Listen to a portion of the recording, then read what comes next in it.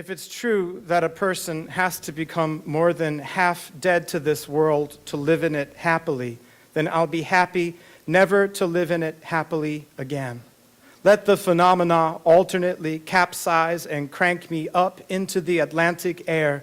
I will hang there, jangling, till the point of view turns out to be borne on the concave back of some far too faulty conception of happiness, which is to say, just say the word and I'll tear it down and get back to work. Here in my dirt laboratory, here where I take my time and have it, what shatters on the workbench wends its way to the floor in light feathered sentences whose truth content amounts to as much as the average rainfall between syllables in silver. Sentences that chirp insights back and forth nights like peckish metaphysicists united over pastry, an altarpiece of it, baroque in an effort to avoid further scrutiny of the universal diagram for the formation of questions regarding every possible hope and proposition. Having only recently tattooed it to the taut backs of truffle hogs we then released into the autumn of their abutting acreage to no avail, I can't fault them. They can't be faulted, not entirely, not when the need to articulate their quest in material terms animates limbs no less than hungers of the body. But something keeps going wrong, something that calls for cold, long walks in quiet acreage, a chance to glimpse, as in time-lapse photography, the pert tassels of what's classified as a fern ally insist through the topsoil.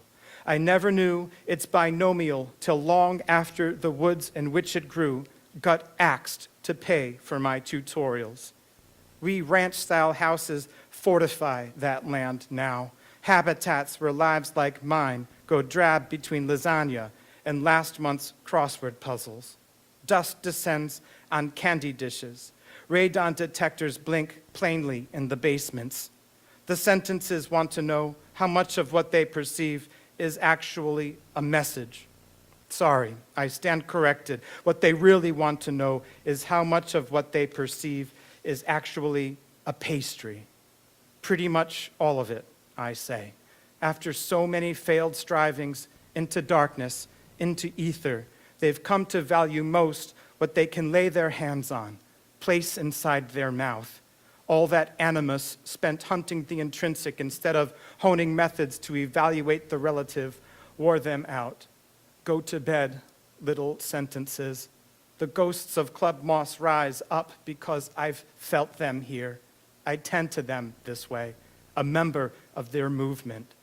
And maybe what erupts calls for that, for less grid work and more choreography, for a form including time, change, and not just setting into fixed position, although back in the day the sentences would have wagered all dance had grid work hidden in it. Tonight I'll board the ship with caution because it is too dark now not to. Hands on the rope rail, eyes on my feet, up the gangplank and back against the stars, beneath which happiness will be thought the motion of a mind whereby a value is performed, like a show of respect for the forest that startles us into feeling at home, being lost in it, insofar as this position can only be borne on the back of a somewhat loose conception of feeling. I am starting a new way to feel. Thank you. Thank you very much. I'm a bit nervous to read this next poem because I finished it this afternoon. I can't even say this morning. I've been working on it for a while, and it was really great to hear Catherine and Kate, and I'm thinking of Kate declaring herself an atheist, and I feel like I was going to say opposite problem. I don't know if you would call that a problem, but I think that I would call it a problem that I believe in almost every God, and I think that kind of levels things back out again, so maybe it's almost the same. All right, I'll try this. I'm just worried about making a mistake, but no one would recognize it as a mistake. I would, and then I'd do what I'm doing now. So this is called Traveler.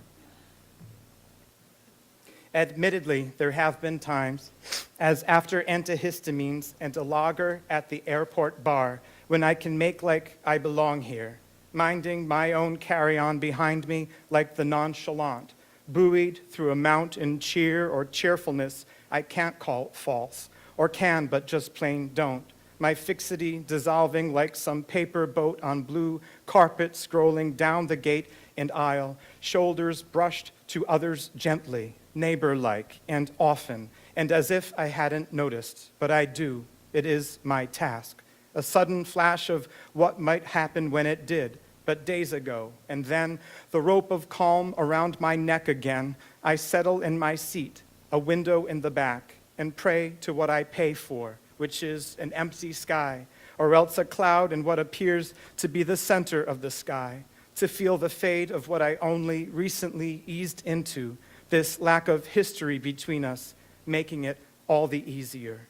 I think I hadn't expected life to be kind to me, not in light of everything, so I must have thought I could trick it, lead it into thinking I wasn't really there. Later on, I think I changed my mind, but by then it was too late. Gone forward, pulling it off, but awkwardly, timed as if time's artichoke had wept in front of me in the white kitchen, or on a pond on which intoned a lotus, then a moon, greased in plenitude, up to and including, then all its little hands, which knit their lifework out of hours, days, centuries unstuck like yellow vinyl from the tabletop, the noise of it so commonplace we didn't notice it, or when we did, we let it pass by tacitly as nails until all the landscapes they held up were taken into custody, and now it can't be heard again. Or say the flatness of the tabletop were the known universe, all of it, and I'm just a random smirch residing in the northeast corner, comparable to the other smirches, nothing special, until I vanish from this flatness into another layer of it, into depth. We might think of it as traveling under the table, but the smirches who only experience flatness know no under. They only know that I was there and then I wasn't. And when I resurface in an instant somewhere in the south, it's still just an instant to me, but to them who are nowhere to be found, it was an instant 300 years in the past. White birches lean through a mist like plastic drinking straws, the same kind a tribesman from Papua New Guinea once drove through the hole in his septum in lieu of the traditional wooden spoke or bone. The anthropologist in the back of the room cried. She had seen this documentary many times before, but still cried. She sensed in this image the collapse of a culture, its unstoppable tumbling into the corporate fast food abyss. I could see this. At the same time, I couldn't look up into his face and make myself see anything less or more than a person, one with the capacity to choose or choose not to do what he had done. I knew I had to be wrong. I knew I should want him not to choose what he possibly only appeared to have chosen, meaning external forces might have compelled him to choose the straw instead of conventional materials. But I couldn't distinguish between wanting this and wanting to preserve him in time like an object, when to do so meant denying him his choice and permitting him only to do with his face whatever left Baltimore comfortable. Anyone moves in days less than completely. The washing of dishes start to finish, water half scalding the hands so the feet don't remember events that the land underneath them supported, a hope for gain so consistent in the humus, it becomes for us an unavoidable drink, the whole Crow family chuffing overhead as we trust our taproots to skirt the bad aquifer. Anyone oftener in the soft-scented borders abuzz beside museum doors will anchor thoughts elsewhere than in insects on whose labor we depend unendingly. As for me, I like to think of myself as able to function at a certain level, equipped to walk among a company of bees at ease with my place in an ancient relation, a live participant in a pattern whose longevity is a thing of beauty, admiring our symbiosis in Sunday sun as an abstract love with benefits. But then I think we'd cloud them in a stink of toxins if they didn't pollinate the fruit we ate or vomit honey. And they don't think of us at all. They're too busy, or aren't equipped to, or don't see the point, if there is any.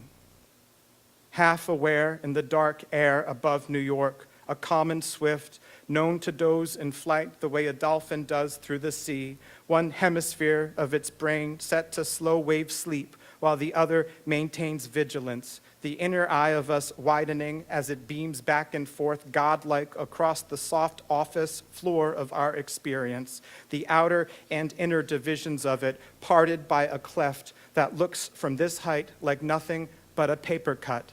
I drop in on red activity, filed in the fourth quadrant outer division, labyrinth of mismanagement as far as the eye can see, its index cards alone the size of antlers on Irish elk, which is to say so large they prevent successful completion of the normal business of life. I have heard it said, or else it was just some idea I had once about futility in a bathtub. But when I reach out to grab the file, having been lowered down to the airspace just above it, the antiquated suspension system up and reverses, hauling me backward through the element I belong to, torn as if from the hand that would spare me the burden of remembering. Nothing to be afraid of but nothing now, a light-absorbing liquid tucked behind a dam constantly wanting to unknit itself, thinking to fail by plan might be better than to succeed for a stretch through violent worry, only to fail in time anyway. You sat beside me on the green chair, bird-like, fidgeting in your girlhood as we read together from a magazine, facts about the lives of honeybees, nothing to be afraid of. To generate, on average, a single pound of honey, a colony has to draw nectar from 2 million flowers, or enough red roses to send a dozen red roses to every resident of Columbia, Missouri. And to visit all those flowers, the colony has to fly, collectively, 50,000 miles, over 1/5 the distance from the Earth to the moon. Who holds our thoughts in place if we have nowhere else to place them?